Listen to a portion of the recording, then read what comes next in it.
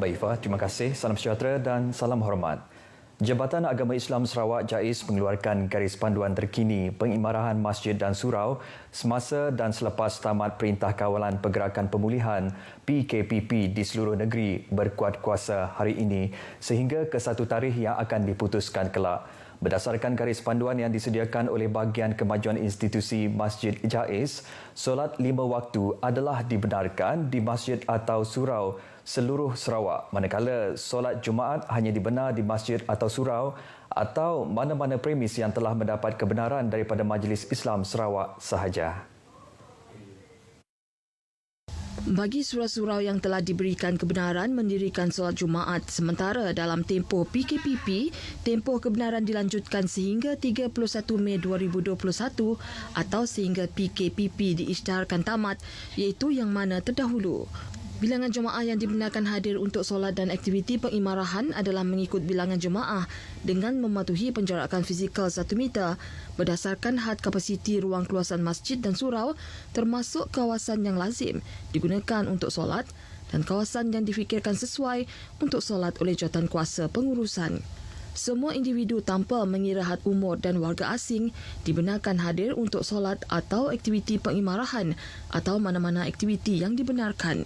Selain itu, semua aktiviti pengimarahan masjid seperti pengajian, kuliah, ceramah, kursus atau bengkel adalah dibenarkan dengan syarat mematuhi penjarakan fizikal kecuali mana-mana aktiviti yang melibatkan sentuhan fizikal seperti praktikal pengurusan jenazah tanpa alas.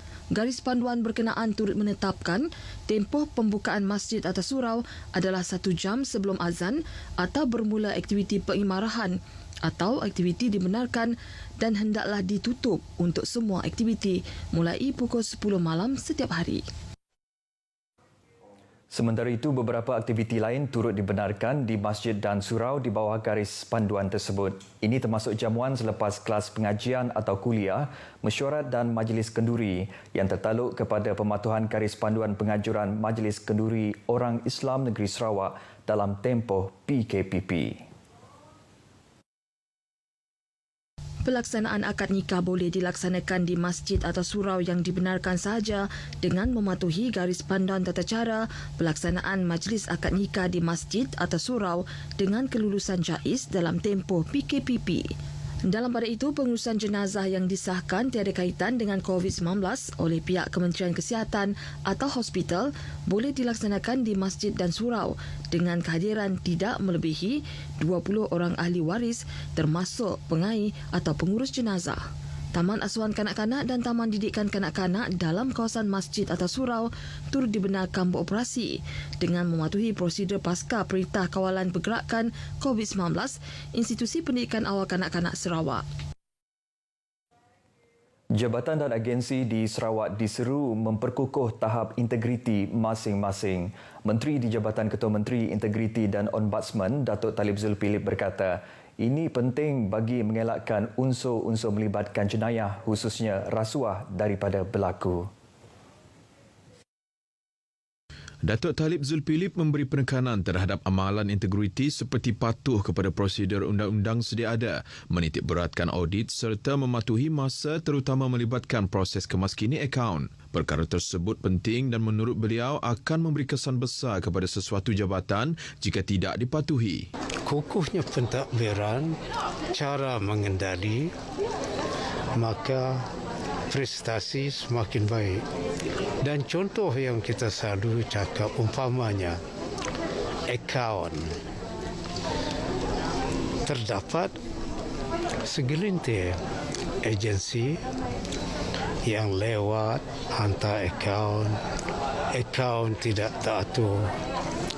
Ini walaupun segelintir kecil, pihak kerajaan negeri, yakni Kabinet Negeri telah mengambil keputusan dan mengarah amalan lewat tidak dibenarkan lagi. Ujarnya setakat ini dengan adanya pelbagai penganjuran program dan kempen kesedaran oleh kementerian, khasnya kes-kes melibatkan integriti dalam kalangan penjawat awam negeri dilihat bertambah baik. Beliau ditemui pemberita selepas menyempurnakan majlis perasmian Seminar Pemantapan Pegawai Integriti Bertauliah CEIO dan Unit Integriti Negeri Sarawak di Pusat Konvensyen Borneo Kuching. Menurut beliau, seminar ini bertujuan memantapkan tahap integriti dalam kalangan 94 pegawai CEIO yang ditempatkan di jabatan dan agensi negeri yang bertanggungjawab sebagai barisan hadapan dalam memastikan tiada masalah integriti berlaku dalam pentadbiran sesebuah jabatan. Pada majlis berlainan, Datuk Talib Zulkifli dalam satu sidang media memberitahu Unit Integriti dan Ombudsman Negeri Union akan mengadakan 4 pertandingan di bawah program Merintis Kepimpinan Berintegriti. Program itu akan dilaksanakan sepanjang bulan ini.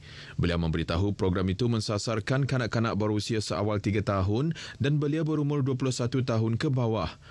Semua pertandingan yang diadakan adalah bertemakan integriti budaya kita. Tambahnya lagi, objektif program itu antara lain untuk menyemai dan membudayakan nilai-nilai integriti seawal usia di samping merintis usaha membentuk sebuah masyarakat dan kepimpinan yang berintegriti. Pertubuhan Orang Cacat Penglihatan Cawangan Sarawak menyambut baik pengumuman Perdana Menteri Tan Sri Muhyiddin Yassin sempena Hari Orang Kurang Upaya OKU sedunia semalam berikutan kenaikan kadar bantuan Jabatan Kebajikan Masyarakat JKM kepada RM1,000 yang akan dilaksanakan segera. Pengerusi pertubuhan tersebut, Isak Ngau, yang ditemui RTM di pejabatnya di Kuching memberitahu kenaikan besar tersebut iaitu daripada RM200 sehingga RM300 sebulan kepada RM1,000 sangat bertepatan berikutan kesukaran yang dihadapi OKU semasa menghadapi pandemik COVID-19 ketika ini. Kesukaran kepada rakan-rakan yang bekerja sendiri sebenarnya sebab mereka nak turun kerja pun pergerakan agak terbatas dan dari sudut pendapatan harian pun memang sangat-sangat terjejas. Ujarnya, golongan OKU terutamanya mereka yang bekerja sebagai tukang urut dan basking hilang sumber pendapatan berikutan pelaksanaan PKP. Tambahnya, bantuan tersebut sedikit sebanyak memberi kelegaan kepada golongan OKU kerana waktu yang sukar seumpama ini susah bagi mereka menjalankan kehidupan harian mereka, terutama mereka yang mempunyai keluarga. Ya, bantuan yang sudah diterima setakat ini memang sangat-sangat membantulah. Bantuan yang berupa bentuk dari sudut kewangan, dari sudut barang-barang memang sangat membantulah, meringankan beban mereka sebab kos arah hidup dan juga mereka nak menanggung keluarga. Dalam pada itu, pertubuhan tersebut sentiasa bekerja rapat dengan Kementerian Kebajikan, Kesejahteraan Komuniti Wanita dan Pembangunan Kanak-kanak dan pihak swasta untuk membantu ahli mereka terutama dalam menyalurkan bantuan bakul makanan dan bantuan kewangan. Tan Sri Muhyiddin Yassin semalam mengumumkan berita baik tersebut dalam hantaran di laman Facebooknya bersempena Hari OKU Sedunia. Baik saudara, sekian berita dari Sarawak. Kita kembali bersama Ifa di Angkasa Puri. Silakan Ifa.